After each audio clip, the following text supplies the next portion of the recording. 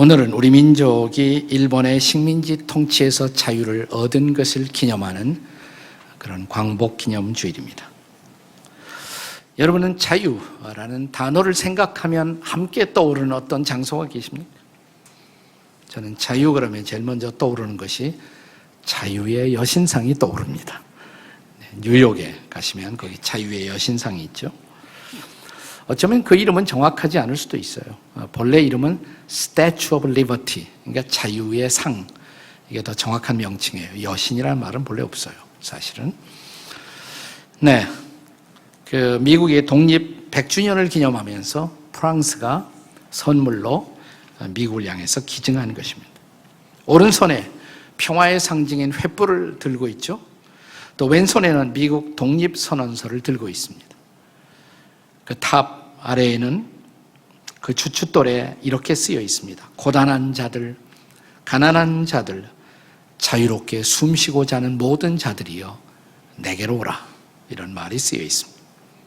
머리에 쓰여진 왕관에 7개의 첨단, 뭐라 그러나 7개가 쭉 이렇게 나와 있죠. 네, 뿔처럼. 그것은 세계의 열려진 7개의 바다로 그 자유의 빛이 퍼져나가기를 갈망하는 그런 뜻을 담았다고 합니다. 그래서 이 조각상의 공식적인 명칭은 뭐냐면, 우리가 자유의 여신상 이렇게 부릅니다만 본래 명칭은 세계를 밝히는 자유, Liberty, Enlightening the World, 온 세상을 비추는 자유다. 이것이 본래의 명칭입니다.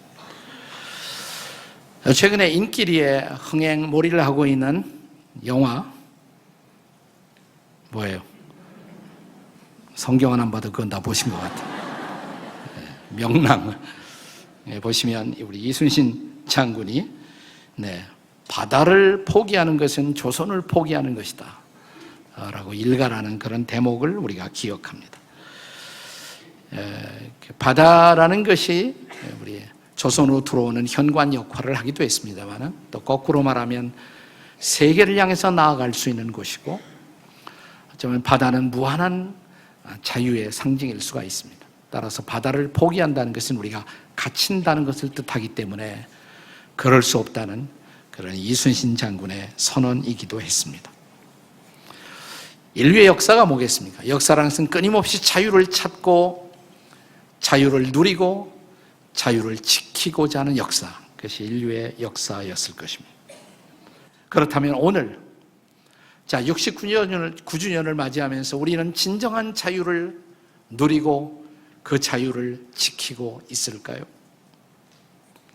우리가 참된 자유의 의미를 알기 위해서 반드시 방문해야 할 곳은 사실은 뉴욕의 자유의 여신상이 아닙니다.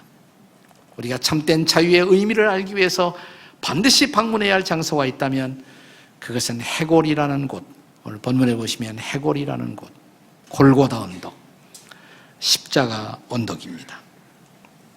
거기서 진정한 자유가 인류를 향해서 선포되었기 때문입니다. 자, 그러면 십자가에서 선포된 자유, 그 자유의 의미는 도대체 무엇일까요? 바로 이 질문에 대한 너무나 선명하고도 명확한 대답을 보여주고 있는 것이 바로 철로역정이에요. 다시 철로역정으로 돌아가서 이 주인공 순례자 크리스찬이 경험하고 있는 자유를 한번 보십시오. 그가 좁은 문을 통과합니다. 그리고 십자가 언덕에 드디어 도달했을 때 지금까지 지고 왔던 무거운 짐이 어깨에서 등에서 짐이 다 벗어집니다. 그리고 그는 정말 오래간만에 진정한 자유를 맛보게 되었습니다. 이것은 정치적 자유를 넘어선 인간의 실존적인 자유, 영적 자유를 뜻해주고 있었습니다. 순례자 크리스찬이 이 십자가 언덕의 십자가 앞에 서는 순간 3명의 천사가 등장해요. 3천사가 등장. 그리고 3천사가 하는 일, 그 십자가 앞에서 순례자 크리스찬을 향해서 3천사가 하는 일이 바로 십자가가 보여주는 자유의 본질을 우리에게 설명해 주고 있는 것입니다. 3천사가 한 일 뭘까요? 첫째 천사가 한 일이 뭐냐면 죄사함의 선포였습니다. 죄사함을 선포한 것입니다. 자, 십자가 언덕에 도착한 순례자 크리스찬의 모습을 작가인 존 버년이 어떻게 설명하고 있는지를 다시 한번 들어보십시오. 그가 언덕을 기어올라 십자가에 이르자 짐 보따리가 등에서 툭 떨어져 나가더니 떼굴떼굴 굴러서 무덤 속으로 사라져버리고 말았다. 마침내 자유로워진 크리스찬은 더할 나위 없이 즐거워하며 행복에 겨워 소리쳤다. 주님이 고통당하신 덕에 내가 쉼을 누리고 그분이 죽음을 택하신 까닭에 내가 생명을 자유를 얻었구나. 크리스찬은 한동안 가만히 서서 십자가를 우러러 보았다. 보고 또 보았다. 어느새 눈물이 솟아 뺨을 타고 흘러내렸다. 그리고 바로 그 순간 이 첫 번째 천사가 주인공 크리스찬에게 다가오더니 그를 향해서 이렇게 선포합니다. 당신의 죄는 사함을 받았습니다 라고 선포하는 것입니다.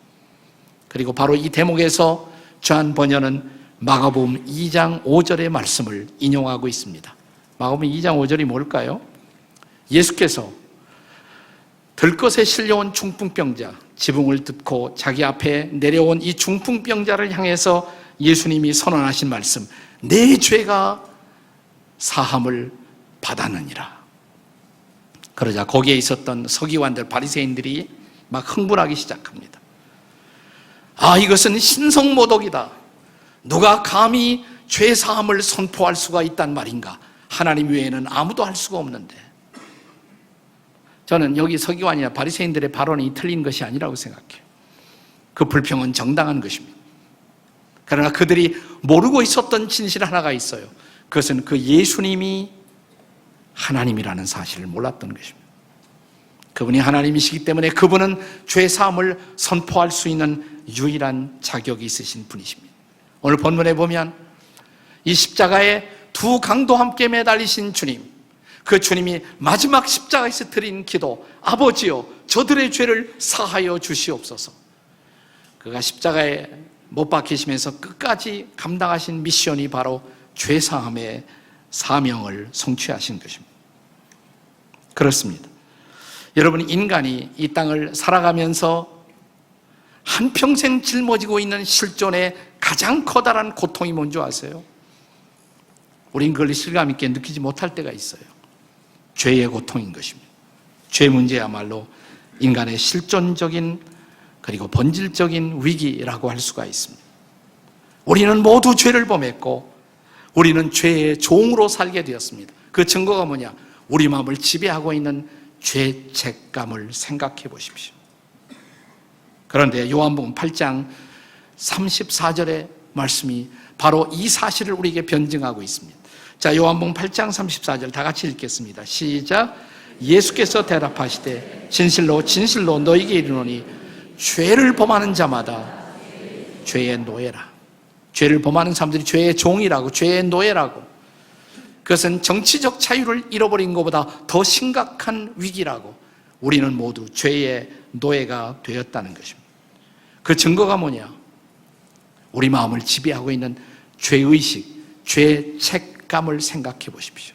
인간의 무의식을 지배하고 있는 가장 커다란 공포를 가리켜 심리학자들은, 정신의학자들은 그것이 바로 죄책감, 죄의식, 길트 컴플렉스라고 말합니다. 여기서 자유하지 못하는 한 인간은 정말 자유할 수가 없는 것입니다. 아마도 이런 진리를 가장 잘 보여주는 세계적인 명작이 또 하나 있다면 도스토옙스키의 죄와 벌이라고 할 수가 있을 것입니다. 이 책의 주인공 라스콜리니코프는 무신론자였습니다. 그는 합리적인 지성을 가진 무신론자였습니다. 그는 자기 이웃에 살고 있는 전당포의 노파를 바라보면서 저 가난한 사람들을 등쳐먹고 사는 노파, 저런 사람은 없어지는 것이 우리 사회를 위해서 유익한 일이다라는 정의감에 불타서 자기의 정의를 실현하기 위해서 노파를 죽였습니다. 그런 죄책감이 없어져야죠. 정의를 행사했으니까. 근데 사람을 죽이고 나서 그도 어쩔 수 없는 자기 마음속에서 일어나고 있는 깊은 죄책감이 그를 짓누르기 시작합니다. 그런데 어쩔 줄 몰라 하고 이 죄책감 때문에 흔들리고 있었던 이 주인공 라스콜리코프 앞에 등장했던 거룩한 장녀. 장녀도 거룩한 장녀가 있어요. 네. 하나님의 쓰임을 받는 도구로서의 여인 소냐가 등장하죠. 소냐는 그에게 이렇게 외칩니다. 자수해야 한다고. 당신의 죄를 고백해야 한다고. 하나님의 도구로 쓰임을 받은 거예요. 마침내 이 여인의 권유를 따라서 자수하고 죄를 고백하고 시베리아의 유영길을 떠나지만 그는 모처럼 자유를 경험합니다. 자유의 삶을, 새로운 인생을 살게 된 것입니다. 죄사함이야말로 바로 인생의 새로운 출발의 중요한 기점을 형성하는 것입니다. 이 첫 번째 천사의 십자가 앞에서의 선포, 죄사함을 받았느니라. 나는 이 선포가 저와 여러분을 향한 하나님의 선포, 하나님의 은혜가 되시기를 주의 이름으로 축원합니다. 여러분과 저의 죄는 사함을 받았습니다. 십자가 때문입니다. 십자가 때문에. 두 번째 천사가 등장해요. 이제 두 번째 천사가 한 일. 이 두 번째 천사는 새 옷을 입혀줍니다. 십자가 언덕에 도달한 크리스천 앞에 등장했던 두 번째 천사는 그에게 다가와 우선 더러운 옷을 다 벗깁니다. 지금까지 입고 왔던 남루한 두더기 옷을 벗기고 준비했던 새 옷을 입혀줍니다. 그리고 바로 이 대목에서 저한 번역은 스가랴 3장 4절의 말씀을 인용하고 있습니다. 자, 같이 읽겠습니다. 스가랴 3장 4절 시작. 여호와께서 자기 앞에 선자들에게 명령하사 그 더러운 옷을 벗기라 하시고 또 여호수아에게 이르시되 내가 내 죄악을 제거하여 버렸으니 내게 아름다운 옷을 입히리라. 네, 내 죄가 제하여졌다. 여기서 끝나지 않고 그 상징으로 아름다운 옷을 입혔다는 것입니다. 더러운 옷 대신에 아름다운 옷을 입혀줍니다. 하나님의 은혜는 우리가 십자가 앞에 나올 때 단순히 죄를 사함 받을 뿐만 아니라 우리는 새로운 옷을 입는다. 아름다운 옷을 입는다. 하나님의 은혜는 거기까지 나아가는 것입니다. 이것을 마치 신약 성경에서 우리가 잘 이해하는 소위 돌탕의 스토리를 연상시키지 않습니까? 돌탕. 돌아온 탕자 말이에요. 돌아온 탕자. 돌탕. 네. 탕자가 돌아왔을 때 아버지가 어떻게 해요? 그 남루한 옷을 다 벗겨요. 새 옷을 입혀요. 새 신발을 신겨줘요. 그리고 이렇게 선언합니다.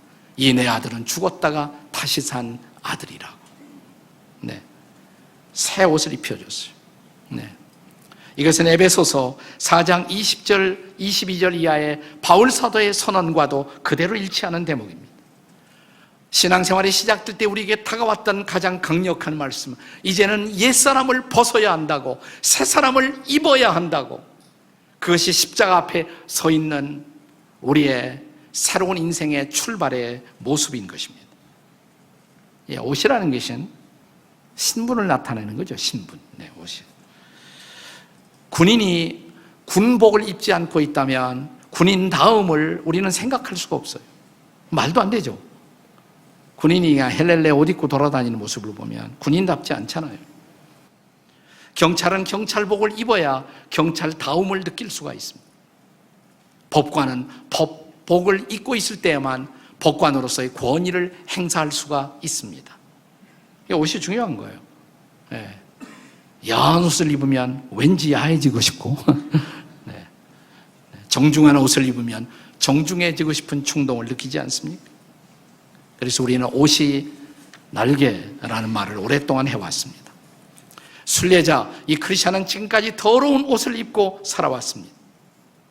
죄인의 신분을 갖고 살아온 것이에요. 그러나 십자가 앞에 섰을 때 십자가에서 우리의 죄를 짊어지고 내가 받아야 할 저주와 진노를 대신 받으시고 거룩한 피를 흘리신 예수 그리스도, 그분의 은혜를 통해서 우리는 죄 사함을 받았을 뿐만 아니라 한 걸음 더 나아가서 의롭다함을 얻습니다. 이게 놀라운 성경의 선포예요. 네, 로마서 3장 24절의 말씀을 다 같이 읽겠습니다. 시작. 그리스도 예수 안에 있는 속량으로 말미암아 하나님의 은혜로 값없이 의롭다 하심을 얻은 자가 되었느니라. 아멘이십니까? 네, 죄사함이 은혜인 것처럼, 값없는 선물로 주어진 것처럼 의롭다함도 은혜라는 것이에요. 그것도 값없이 죄사함 받고 값없이 의롭다함을 얻고, 우리가 의롭다함을 얻었다는 말이 우리가 의롭게 되었다는 말이 아니에요. 오해하시면 안 돼요. 예수를 믿는 순간 주님은 우리를 의롭다고 하십니다. 그리고 의인의 신분을 선포하십니다. 새로운 신분이 주어졌어요. 이제 의인이에요.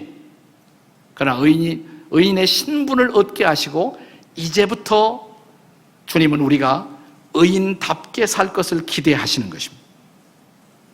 그러니까 신분을 먼저 주세요. 마치 이런 연상을 하시면 돼요. 대통령 선거를 할 때마다 흥미있는 것은, 그 한밤중에 이제 대통령 선거의 마지막 결정적인 당선자가 확정되는 순간, 한 캠프에서 환호성이 막 울려 퍼지죠. 당선자가 탄생한 것입니다. 당선자. 그 순간부터 그에게는 당선자의 신분이 주어집니다. 당선자의 신분. 이제 대통령이에요. 그러나 아직은 어색하죠, 좀. 당선자라는 신분은 선포되었지만, 또 당선자의 예우도 시작됩니다. 이제 와서 막 경호원도 붙여주고, 신분이 달라져요. 자동차도 달라지고. 본인은 아직 실감이 안 날 거예요. 그러니까 우리가 보기에도 아직은 어색해요, 참. 그날 밤은 굉장히 어색해. 근데 시간이 좀 지나고 나면 대통령답게 보이잖아요. 하나님이 저와 여러분에게 하시는 일이 그런 일이에요. 자, 죄인이었던 우리를 예수 믿는 순간, 십자가 앞에 나온 순간 우리를 용서하시고 우리를 의롭다고 하시고, 그러면 그 순간부터 우리는 뭐냐면 의인이에요. 성도이고. 은혜로 의인. 다시 한번, 의인이 되었다는 말이 아니라 의인의 신분부터 주시는 거예요. 의인이에요. 옆에 사람 보고 한번 해보세요. 의인이십니다. 가책이 느껴지지 않아요? 의인인지? 다시 한번, 그래도 의인이십니다. 그리고 성도이십니다. 여러분, 이 성도란 말도 엄청난 말이에요. 성도, 거룩한 사람이란 말이에요. 성도, 세인트란 말이에요. 성도는 성자하고 같은 말이에요. 영어로는 같은 뜻입니다. 성자, 성도, 생각해 보세요. 성자, 성도가 우리 개신교에서는 성도라고 그러지만 영어로는 같은 말, 세인트예요. 성자. 우리가 성도님 그러잖아요. 가끔 성도님. 이따 한 번씩 바꿔서 이렇게 해보세요. 옆에 있는 분에게 성자님 한번 해보세요. 시작. 성자님. 근데 우리가 십자가 앞에 나와서 나를 위해 죽으시고 부활하신 예수 그리스도를 구주로 영접하는 순간 그 신분이 주어지는 거예요. 하나님은 나를 의롭다가 하시고 나를 성도로 삼아주시고 의인과 성도의 신분을 주신 것입니다. 믿으십니까? 그 신분부터 주시고 뭐냐면 이제 신분에 맞게 살아라 라고 말씀하십니다. 그러니까 신분부터 주시고 타이틀 주시고 이제 의롭게 살아야 돼요. 이제부터. 아직은 의인답지 못한, 아직도 옛날처럼 죄인된 모습이 너무 많지만 그럼에도 불구하고 나를 의롭다고 하시고 나를 성도 삼아주신 것, 그것이 새로운 삶의 출발점이어야 한다는 사실입니다. 그것이 바로 남루한 옛 옷을 벗어버리고 아름다운 새 옷을 입은 성도의 모습인 것입니다. 십자가 앞에 내가 나오는 그 순간 이 은혜를 주신 하나님을 찬양하십시오. 다시 한번 옆에 있는 분에게 이게 감격이 돼야 돼요. 이게 아니 내가 의인이라니, 내가 성도라니, 이건 내 행위와 상관없이 주어진 은혜라는 것입니다. 다시 한번, 의인이고 성도이십니다. 한번 해보세요. 시작. 의인이시고 성도이십니다. 그럼 어떻게 응답해야 돼요? 옆에 사람에게 죄송하지만 사실입니다. 네, 죄송하지만 사실이에요. 이제부터 그 삶을 살아야 돼요. 우리가 성도다운 삶을 살아가야 하는 것입니다. 세 번째 천사가 한 일이 뭔지 아세요? 세 번째 천사가 등장해요. 그는 이 주인공 크리스천 앞에 다가오면서 그의 이마에 인을 칩니다. 인을 쳐요. 그리고 두루마리 책을 하나 선물로 수여합니다. 이 세 번째 천사가 한 일이에요. 자, 인을 쳤다. 이게 어디서 나온 말씀이냐면 바로 이 대목에서 존 버녀는 에베소서 1장 13절의 말씀을 인용하고 있습니다. 참 이 존 버녀는 놀라운 사람이에요. 옛날에 어떻게 이렇게 다 설명을 해놓았는지 몰라. 자, 에베소 1장 13절 다 같이 읽겠습니다. 시작. 그 안에서 너희도 진리의 말씀 곧 너희 구원의 복음을 듣고 그 안에서 또한 믿어 약속의 성령으로 인침을 받았으니, 여기 인침을 받았다. 인침, sealing, 도장 찍었다 이 말이에요. 도장을 찍었다. 네, 인을 쳤어요. 그럼 이제 뭐냐면 나에게 소속되어 있다. 내 책임이다. 내 주권 아래에 있다라는 사실이 선포된 것입니다. 그리고 내가 도장을 찍은 그것에 관해서는 내가 책임을 지고 내가 보호를 해야 합니다. 내가 십자가 앞에 주님 앞에 나왔더니 성령 하나님이 나를 인쳐주셨다. 무슨 뜻이에요? 너는 내 거야. 이제 하나님이 내 인생을 책임져 주시는 놀라운 삶이 시작되었다는 선언이에요. 네, 감사하십니까? 옆에 분들에게 인침을 받으셨습니다. 네. 이건 십자가 앞에서 이미 인침을 받은 거예요. 가끔 이상한 기독교 이단 가운데는 자기 단체에 와야 인침을 받는다고 뭐 이런 사람이 있어요. 아니, 다 십자가에서 이미 인침을 받았어요. 내가 예수를 믿는 순간 성령께서 저와 여러분을 성도로, 하나님의 자녀로, 그리스도에게 속한 자로 인쳐 주신 것을 믿으시기 바랍니다. 우리가 에베소서 1장에 나오는 말씀이었는데, 에베소 1장을 읽어오시면 이것이 성부, 성자, 성령 삼위일체적 구원의 사역으로 잘 설명이 되어 있습니다. 성부 하나님 창세전에 우리를 선택하시고, 성자 하나님 그리스도 안에서 우리를 속량해 주시고, 성령 하나님 우리를 인쳐 주셨다는 것입니다. 이것이 구원이에요. 삼일체 하나님의 구원의 사역인 것입니다. 그래서 유명한 성경학자 워렌 위얼스비는 바로 존 버년이 십자가 언덕에 세 천사를 등장시키면서 그는 바로 성부와 성자와 성령의 역사를 상징한 것이다 라고 말합니다. 성부 하나님 우리에게 죄사함을 선포해 주시고, 성자 하나님 우리를 의롭다고 하시고, 성령 하나님 우리를 인쳐 주십니다. 그러나 성령의 사역은 우리를 인쳐 주신 데서 끝나지 않습니다. 이 세 번째 천사는 인침을 주었을 뿐만 아니라 그에게 선물 하나를 줘요. 이제부터 거기서 시작해서 여정이, 순례자의 크리스찬의 여정이 끝난 것이 아니라 이제부터 걸어가야 할 길을 위해서 그에게 선물 하나를 쥐어줍니다. 두루마리 책이었습니다. 두루마리 책. 뭘까요 그게? 성경이죠. 네, 하나님의 말씀이에요. 옛날에는 이 두루마리 양피지에다가 하나님의 말씀을 기록했거든요. 네, 그 성경을 뜻하는 것입니다. 그러면서 이렇게 말합니다. 이 두루마리를 자주, 이 길을 가면서 자주 펼쳐보라고.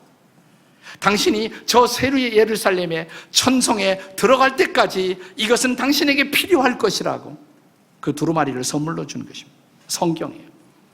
성령은 우리를 인쳐주시고, 그 다음에 성령은 성령의 감동으로 기록된 말씀을 우리에게 선물로 주시는 것입니다. 베드로후서 1장 20절 21절입니다. 같이 읽겠습니다. 다 같이 시작. 먼저 알 것은 성경의 모든 예언은 사사로이 풀 것이 아니니 예언은 언제든지 사람의 뜻으로 낸 것이 아니요 오직 성령의 감동하심을 받은 사람들이 하나님께 받아 말하는 것이라. 그냥 책이 아니라는 것이에요. 그냥 메시지가 아니에요. 성령의 감동으로 된 예언이라는 것입니다. 디모데후서 3장 16절 우리가 잘 아는 말씀을 다시 한번 상기해 보십시오.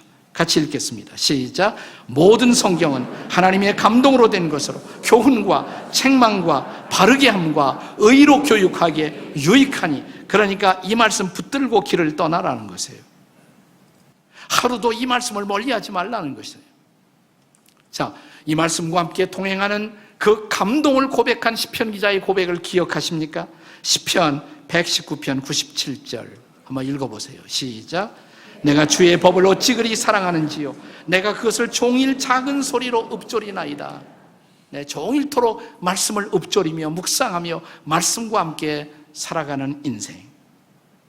자, 같은 시편 119편에 우리가 잘 기억하는 105절의 말씀 다 읽겠습니다. 시작. 주의 말씀은 내 발의 등이요 그리고 내 길의 빛이니이다. 이 말씀이 하루하루 매 순간순간 내 발걸음을, 내 삶을 정말 인도하고 있나요? 그때에만 우리가 십자가에서 얻었던 이 자유는 계속 지켜지는 것이에요. 자유인으로 사는 것이에요. 그러나 이 말씀을 놓치면 우리는 다시 노예가 될 수가 있어요. 죄의 노예가 될 수가 있어요.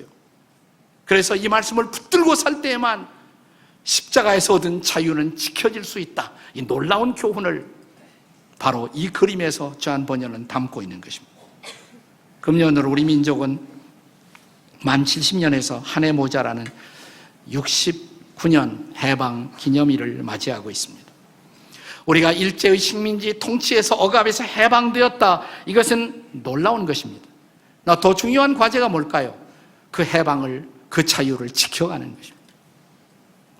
그것은 단순히 정치적으로 강한 나라가 되는 것, 군사적으로 강한 나라가 되는 것, 그것만이 아니에요. 왜 우리가 애초에 이 자유를 잃었을까요? 우리의 도덕적인 방심, 깨어있지 못하는 마음, 영적 자유의 상실, 도덕적 상실의 자유, 그 다음에 따라오는 결과가 바로 정치적 위기로 다가오는 것입니다. 그래서 우리는 더 긴장해야 합니다. 더 우리는 본질로 돌아와야 하는 것입니다. 우리가 얻은 자유가 되기 위해서 이 자유를 지키기 위한 무기로 주께서 주신 선물, 하나님의 말씀을 붙들고 하루하루를, 날마다의 인생을 우리는 걸어갈 수가 있어야 한다는 것입니다. 지난 1월 폴란드의 아우슈비츠에서는 69주년을 기념하는 굉장히 커다란 추모 행사가 있었다고 합니다. 그때 그 행사장에서 아우슈비츠 수용소에 수감되었던 한 사람이 이런 회상의 스피치를 했다고 합니다. 우리식으로 말하면 일종의 간증이죠. 이렇게 말했다고 합니다. 아우슈비츠 같은 지옥은 다시는 이 땅에 생기지 말아야 합니다. 다시는 이런 지옥이 경험되지 않기 위해서도 우리는 아우슈비츠를 잊어서는 안 됩니다. 그리고 이제 우리 모두 다시는 이런 지옥을 만들지 않기로 약속하십시다. 그것은 굉장히 중요한 좋은 스피치입니다. 하지만 그의 호소만으로 이 약속이 지켜질까요? 이런 호소만으로 이 약속이 정말 지켜질까요? 그런데 성경은 우리에게 말합니다. 우리가 자유를 잃어버린 원인, 그것이 바로 우리의 죄 문제였다고. 그래서 죄 문제를 해결하기 위해서 하나님의 아들이 이 땅에 오시고 그가 우리의 죄를 짊어지고 우리가 받아야 할 진노와 저주를 십자가에 받으시고 흘렸던 거룩한 보혈, 그 피로 우리는 죄 씻음을 받는다고.